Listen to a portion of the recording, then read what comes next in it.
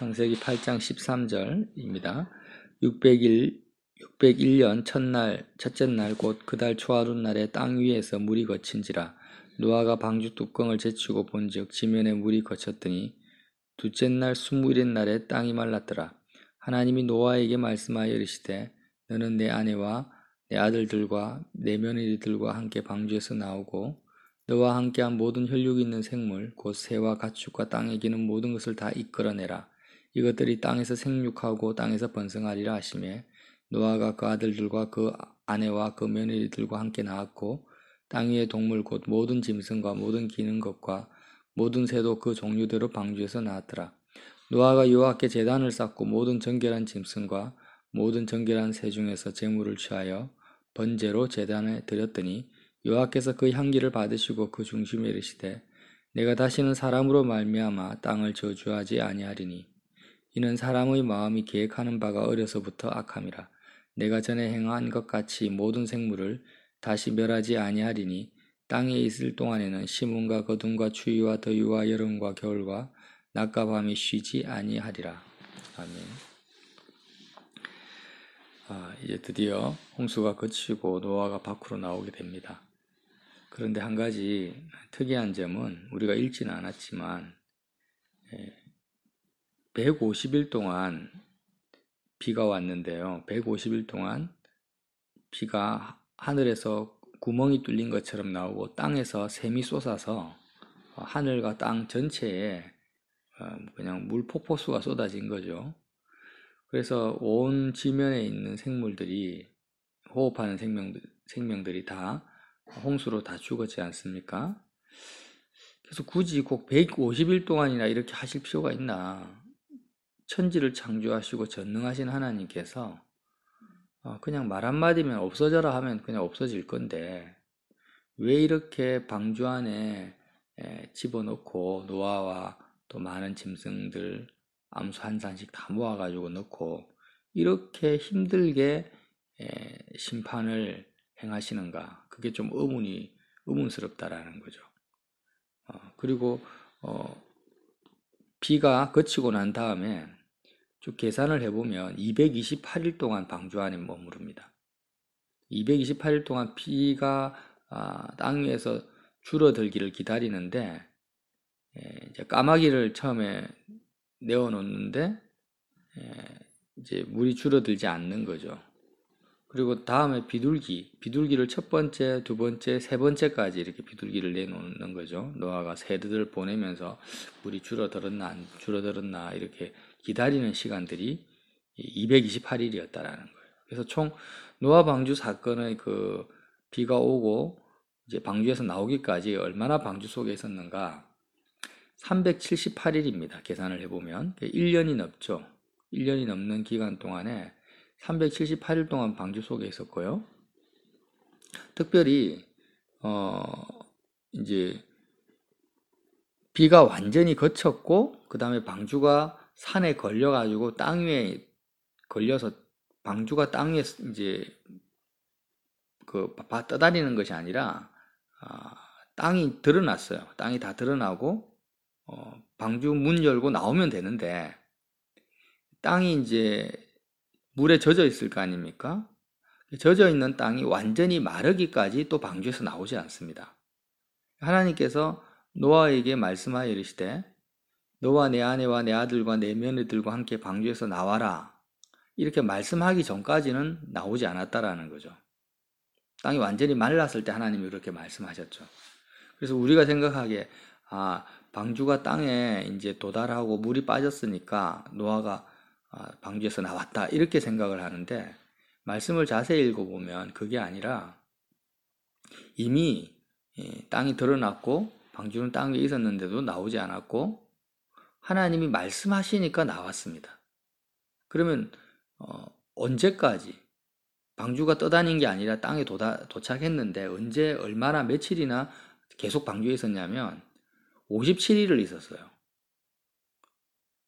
그래서 300일을 넘게 방주 안에 있었으니 얼마나 답답했을 것이며 그냥 노아 가족만 있었던 게 아니잖아요.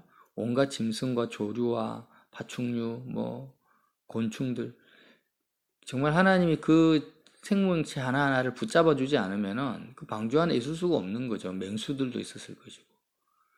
그 짐승들은 378일 동안 뭘 먹고 살았을까요? 노아 가족은 무엇을 먹었겠습니까? 그 짐승이 의 배설물들 어떻게 다 했을까요? 정말 상상이 안 되는 그런 시간들이 아니었을까. 하나님의 은혜가 아니면은 생존이 불가능한 시간이었죠. 방주 안에 있는 것 자체가 기적이지만, 그런데 그 공간 안에서 어떻게 지냈는지는 모르겠지만 어쨌든 육적으로는 결코 편안하거나 안락한 생활은 절대 아니었다라는 것을 우리가 알 수 있고, 이제 땅이 나타났으니까 뛰쳐나오고 싶었을 겁니다. 그런데 더 놀라운 것은 57일 동안이나 말씀하지 않으시면 나오지 않았다라는 거예요. 그만큼 노아와 가족들이 하나님을 의지하는 실질적인 믿음, 하나님의 말씀에 순종하는 그런 믿음으로 살았다라는 것을 우리가 알 수 있습니다. 그래서 그렇게 나왔을 때 노아가 번제를 드리죠. 8장 20절에 보면 제사를 드리고 하나님이 그 번제에 응답하시는 것을 우리가 알 수 있습니다. 그래서 이런 노아 방주 사건을 통하여서 노아뿐만이 아니라 내 인생을 향한 구원의 방주가 되신 예수 그리스도, 예수님을 향한 나의 믿음, 다시 한번 돌아보게 됩니다. 우리가 믿음을 가져야 되는데 항상 예배 드릴 때마다 사도신경을 하지 않습니까? 사도신경이 사실은 신앙의 믿음의 요약본이라 할 수 있죠. 사도신경은 삼위일체 하나님을 고백합니다. 내가 삼위일체 하나님을 믿습니다. 성부와 성자와 성령, 특별히 예수님의 사역을 믿습니다. 십자가에서 죽으시고 사흘 만에 부활하셔서 지금 하나님 보좌 우편에 계셔서 나중에 산자와 죽은 자를 심판하러 다시 오십니다. 그러니까 예수님의 죽음과 부활과 승천과 또 죄림을 믿는 믿음을 고백하는 게 사도신경이에요. 일각에서는 사도신경이 이게 좀 이단적이다, 사도신경을 고백하면 안 된다라고 하는데 정말 이상한 말을 하고 있는 거예요, 사실. 삼위일체 하나님을 내가 믿는 것과 그리스도의 죽음과 부활과 승천과 재림을 믿는다고 고백하는 게 뭐가 그것이 잘못됐다라는 겁니까? 그래서 그런 것들은 사실 좀 근거가 없는 소리고요. 본디오 빌라도에게 고난을 받으사 십자가에 못 박혀 죽으셨다.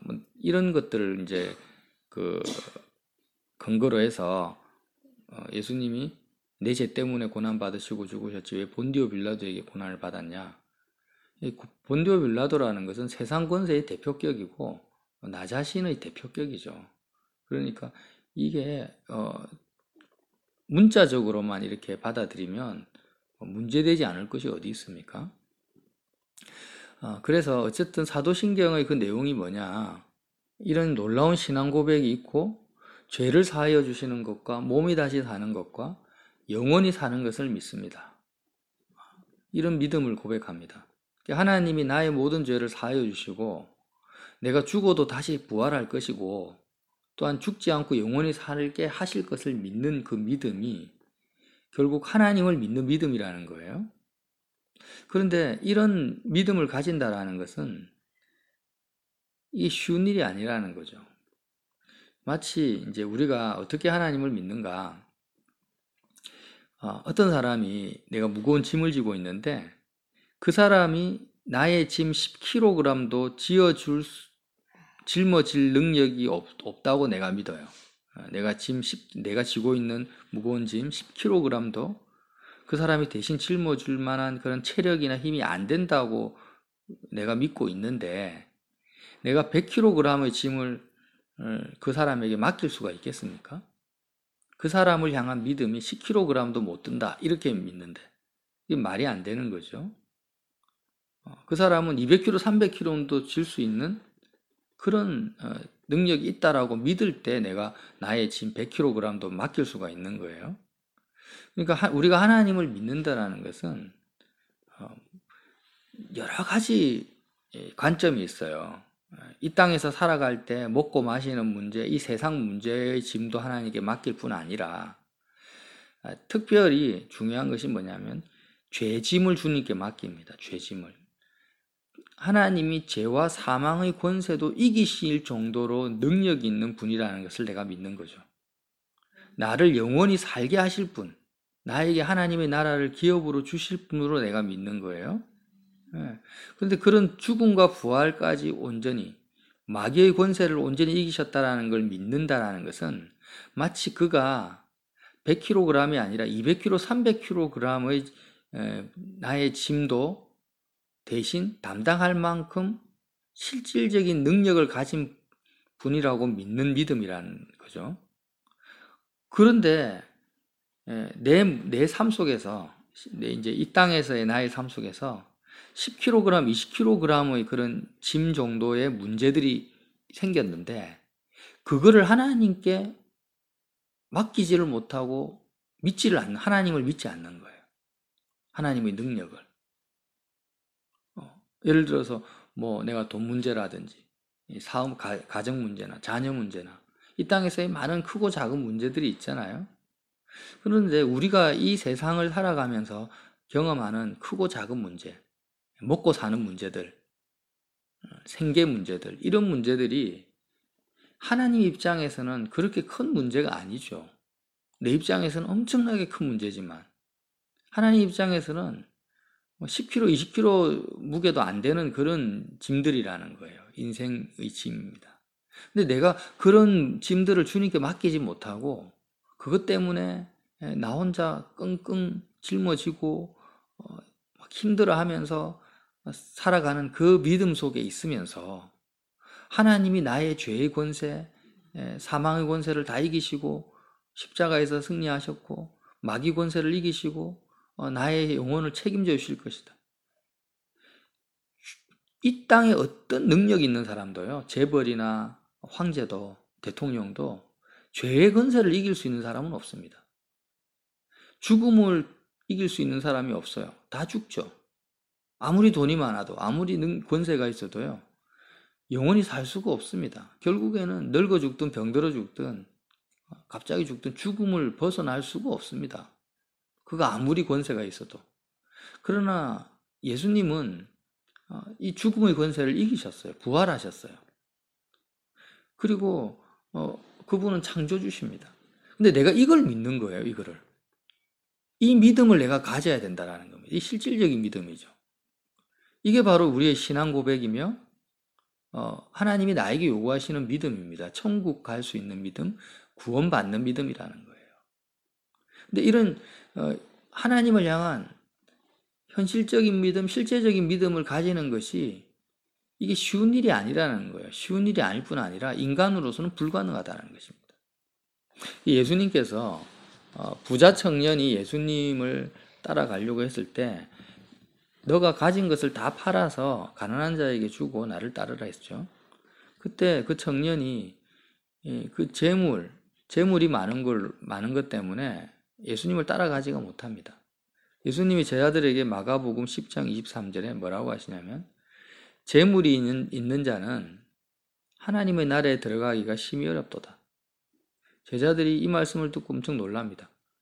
재물이 있는 자가 하나님 나라에 못 들어간다니 무슨 소린가. 그래서 얘들아, 하나님의 나라에 들어가기가 얼마나 어려운지 낙타가 바늘기로 나가는 것이 부자가 하나님의 나라에 들어가는 것보다 쉬우니라 이렇게 하셔요. 제자들이 더 놀라는 거죠. 그러면 도대체 누가 구원을 얻을 수 있습니까? 누가 하나님을 믿을 수 있는 이런 하나님이 죄와 사망의 권세를 이기시고 승리하셨다라는 그 고백, 내가 죽어도 살겠다라는 이 고백은 이게 정말 이게 실질적인 이런 믿음 되려면 우리가 다 고백하고 믿습니다 하지만 하나님께서 보시는 거예요. 네가 눈에 보이는 이 땅에서의 문제도 끙끙 앓면서 나에게 맡기지 못하고 평강을 못 누리면서 너가 죽어도 살겠다라는 그 믿음, 부활의 믿음을 네가 정말 믿느냐? 그거 다 거짓말이라는 거예요. 사실 알고 보면. 예수님은 그 제자에게 그러잖아요. 내가 메시아이고 그리스도인 것을 믿느냐? 청년에게. 그러면 네가 가진 거 다 팔고 한번 나를 따라봐라는. 못합니다. 현실적인 문제를 자기가 가지고 있는 것을 팔지를 못하는 거예요. 예수님을 따라갈 수 있는 믿음이 없는 거죠. 그래서 이런 상황들이 우리에게도 지금 닥치고 있고 똑같은 문제를 다 가지고 있습니다. 이런 현실적인 믿음의 부분을 하나님이 다 달아보고 있다라는 거예요. 하나님이 달아본다라는 것은 나를 시험한다라는 것이 아니라 나에게 믿음을 주시기 위해서 노아가 방주 사건을 경험하듯이 그렇게 각자의 인생에서의 방주 사건이 이미 지금 일어나고 있다라는 것을 제가 성경이 말하고 있다라는 것입니다. 그래서 예수님이 제자들에게 뭐라고 하냐면 사람으로는 할 수 없으되 하나님으로는 그렇지 아니하니 하나님으로는 다 하실 수 있느니라. 그러니까 꼭 부자를 말하는 것이 아닙니다. 재물이 많은 사람만을 말하는 게 아니에요. 재물이 많은 사람만이 부자가 아니고요. 재물이 많아지기를 원하는 사람도 부자입니다. 내가 엄청 가난하다 할지라도 지금 재물이 엄청 많아도 그 재물과 상관없이 살고 재물에 대한 마음이 없고 하나님께 온전한 마음을 가지고 있는 사람은 얼마든지 구원을 받을 수가 있죠. 그렇지만 또 반대로 내가 돈이 없고 가난하다 할지라도 내가 재물이 있었으면 좋겠다 하면서 마음으로 돈을 추구하고 재물을 의지하는 사람은 또 역시 세상 부자입니다. 심령이 가난한 자는 천국이 저희 것이다라는 것도 세상에 대해서 가난한 마음, 하나님만을 사모하는, 찾는 자는 천국을 얻을 수 있다라는 건데 사람으로서는 할 수 없다라는 거예요. 이런 믿음을 가지는 것이. 의인은 믿음으로 살리라 했고 노아가 당대의 완전한 자인데 믿음을 가진 자입니다. 그래서 노아의 삶을 이제 개인적으로 보면은요, 그가 홍수 사건이 있기 전에 이미 하나님과 동행한 사람이었죠. 그리고 하나님을 향한 신앙 고백을 하고 있는 사람이었어요. 그의 마음이 실제적으로 이 땅이 아니라 하늘을 향해서 계속 마음을 들이고 있는 사람이었습니다. 하나님께로. 우리로 치면은 그리스도의 죽음과 부활의 생활 속에서 참여하고 있는 사람이었어요. 그런데 그런 노아에게도 뭐가 필요했냐면 방주 사건이 필요했다라는 거예요. 모세도 마찬가지예요. 80년 동안 40년 동안 왕자 생활로 연단받고 40년 동안 또 광야에서 또 연단을 많이 받았습니다. 그 모세의 믿음은 정말 지면에서 가장 온유한 자의 믿음이었지만 모세 개인의 인생을 향해서도 뭐가 필요했습니까? 또 40년 동안의 광야 생활이 필요했다라는 거예요. 모세의 믿음을 위해서. 꼭 이스라엘 백성의 구원만을 위한 것이 아닙니다. 이런 패턴으로 하나님이 사람이 할 수 없는 그 일을 하나님이 우리에게 행하신다라는 거죠. 뭐 하기 위해서? 우리에게 실제적인 믿음을 주시려고, 구원받을 수 있는 믿음을 주시려고 그렇게 인생을 계속 인도해 가신다. 성경 전체에 한 사람 한 사람이 다 그렇습니다. 믿음이 없는 사람에게 하나님이 이 방주 사건과 같은 역사를 펼쳐 가시는 것이 아니라 선택하시고 오히려 신앙 고백을 하고 예수님을 따라가는 제자들, 이런 사람들에게 하나님이 방주 사건을 펼치시는데 그 방주 사건의 목적이 뭐냐? 단지 그냥 굳이 비를 150일 동안 방주 안에 갇혀서 비 내리는 걸 꼭 경험 안 하게 하실 수도 있고, 그 다음에 228일 동안, 228일 동안 비를 그렇게 굳이 그렇게 오랫동안 비를 이제 땅에서 비가 이제 없어지도록, 물이 없어지도록 할 필요가 없는 거죠. 또 땅에 구멍을 열어가지고 한 일주일 만에 싹 흡수시킬 수도 있는 분인데 굳이 왜 하셨냐? 누구를 위해서요? 노아를 위해서. 노아를 위해서 하신 거예요. 378일을 방주에서 못 나오게 하신 것이 노아의 믿음을 위한 것입니다. 그가 마치 하늘의 미랄이 땅에 떨어져서요, 죽지 않으면 많은 열매를 맺을 수가 없는데 우리가 십자가에서 주님과 함께 내가 죄에 대해서 세상에 대해서 죽었습니다라고 고백을 합니다. 그러면 고백하자마자 바로 내가 죄에서 자유하고 세상에서 자유하지가 않습니다. 물론 그런 믿음이 있는 분도 있겠죠. 근데 대부분은 그렇지가 않아요. 마치 미랄이 씨를 우리가 땅에 뿌리면 그 씨가 땅에서 하루 만에 바로 싹이 나서 열매를 맺지 않잖아요. 씨마다 틀리지만 어떤 씨는 아주 오랜 기간 동안 땅에 묻혀 있는 상태로 계속 머물러 있는 거예요. 마치 노아가 방주 안에서 계속 300일을 넘게 머무르 있는 것처럼 어떻게 보면 죽은 상태예요. 예수님이 십자가에 못 박혀가지고 땅에 묻혀서 사흘 동안 계속 있지 않습니까? 왜 하나님께서 예수님을 사흘 동안 그렇게 놔둘 필요가 뭐가 있습니까? 하루만 해도 부활하실 수가 있는데. 아니면 십자가에서 죽고 뭐 1시간만 해도 다시 살아날 수가 있는데. 그러니까 이게 다 영적인 이유가 있고 누구를 위해서? 우리에게 주시는 메시지라는 거예요. 우리의 삶 속에 주시는 하나님의 메시지인데 미랄이 땅에 떨어져서 계속 생명의 그 순이 나올 때까지 계속 땅에 머물러 있는 것처럼 그 머물러 있는 기간이 어떤 기간입니까? 내가 실질적인 하나님을 향한 믿음이 자라는 기간. 그렇죠. 씨에서 생명의 그 순이 뚫고 나오는 것이 그 믿음인데 그 믿음이 자라려면 방주 안에 머물러 있듯이 그 씨가 땅에 묻혀 있듯이 그런 묻혀 있는 기간, 십자가에서 주님과 함께 죽음 속에 내가 참여하는 그 기간이 어떤 기간이냐? 내 믿음이 자라는 기간이라는 거예요. 그 인내의 시간이라는 것입니다. 이런 시간이 없이는 우리의 믿음은 자라지가 않습니다. 이거는 식물의 생명의 문제, 모든 만물을 통해서 주님이 우리에게 주시는 교훈이라는 겁니다. 모든 만물을 통해서 생명이 어떻게 자라는 걸 보라는 거죠. 그래서 우리의 믿음이 어떻게 자라는가? 믿음을 통해서 우리의 그 거듭난 생명이 약동하고 자라지 않습니까? 그래서 결국에는 노아는 이런 기간을 통해서 원래 믿음을 가지고 있었는데 그 신앙 고백이, 노아의 신앙 고백이 방주의 378일 동안의 방주 안에서의 이 기간을 통하여서 어떤 믿음이 됐냐? 더 완전한 믿음, 실제적인 믿음이 되었다라는 거예요. 그리고 나서 방주에서 말씀에 순종해서 나와서 또 이제 바로 나와서 한 일이 뭐냐? 번제를 드린 것입니다. 번제를 드렸고 그 제사를 향기롭게 주님이 받으셨습니다. 하나님께서. 이전에도 번제를 드렸죠. 방주 사건 이전에도 노아는 번제를 드렸을 것입니다. 그러나 이 사건을 경험한 다음에 드리는 이 번제의 의미는 또 다른 차원의 번제였습니다. 형식은 똑같은데 내용이 다른 것이 노아의 믿음이 다른 거예요. 그가 마치 요나가 물고기 뱃속에서 사흘 밤낮을 머무르고 있다가 나온 것처럼 정말 삶으로 그리스도의 십자가의 죽음에 참여한 노아였던 거죠.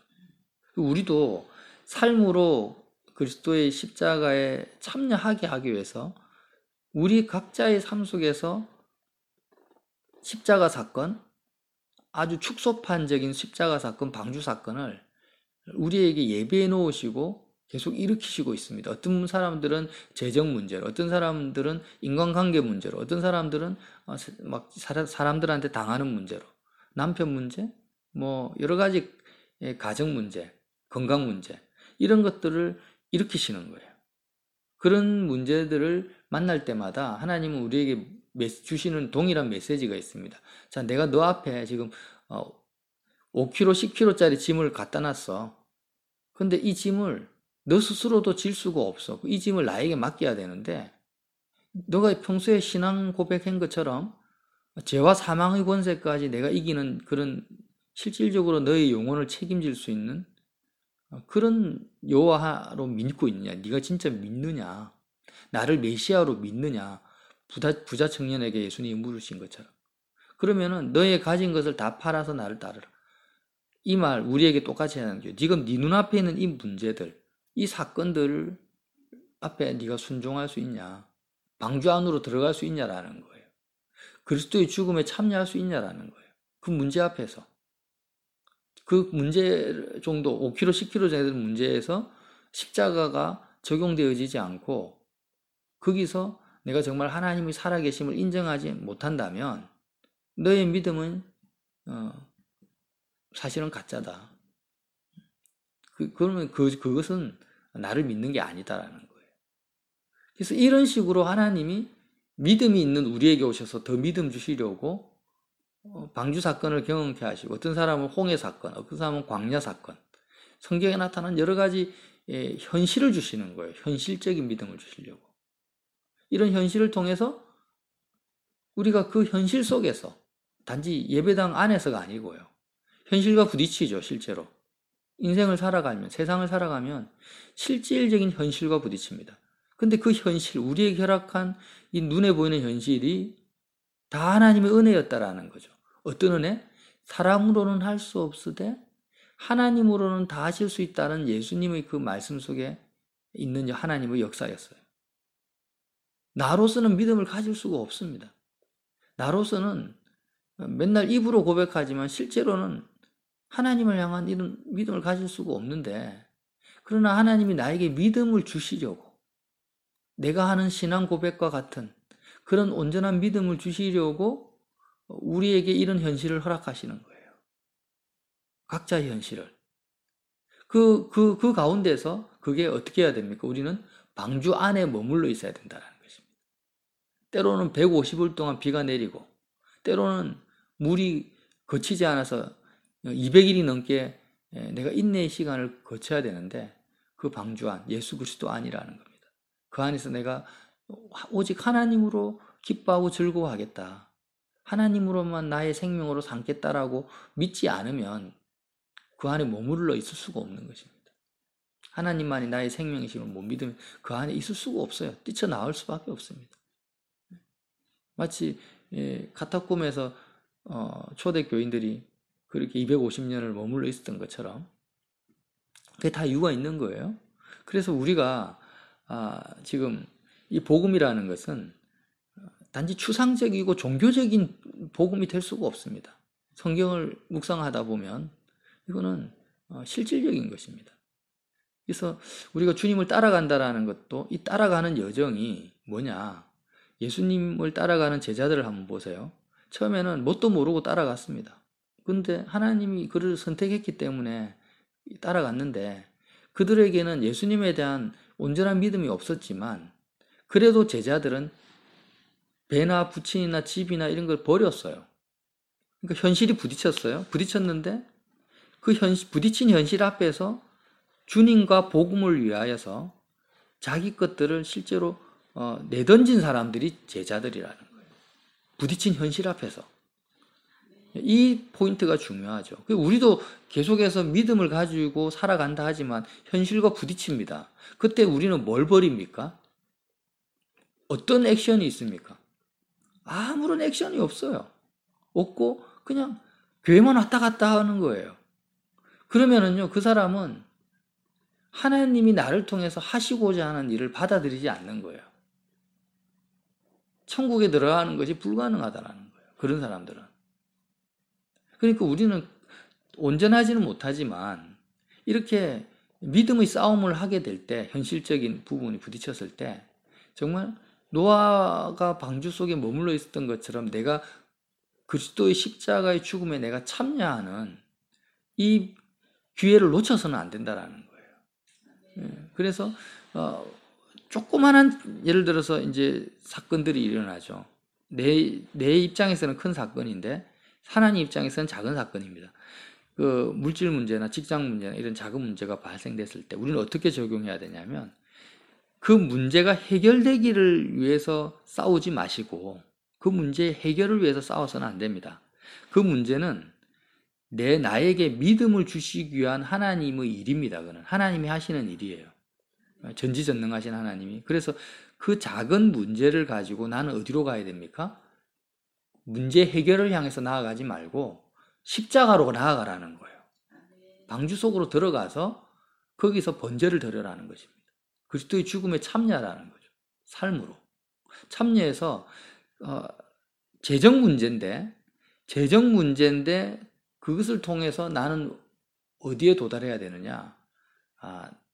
나의 죄와 사망의 권세까지 끊어버리시고, 나를 향한 죄와 사망의 권세를 이기시고 부활하신 주님의 죽음과 부활 성천에 참여해버리는 하나의 통로로, 기회로 삼아버리라는 것입니다. 이게 바로 우리에게 주시는 하나님의 메시지입니다.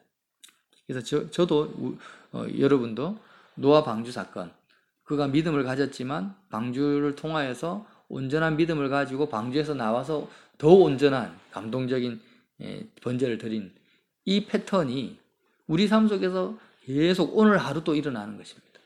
오늘 하루 또 일어날 수 있습니다. 그래서 이 기회를 놓쳐서는 안 될 것이고, 이게 바로 뭡니까? 사람으로는 할 수 없어대 하나님으로 하시는 일이라는 거예요. 아주 실질적이죠. 이 종교가 아닙니다. 이것은 우리의 삶입니다.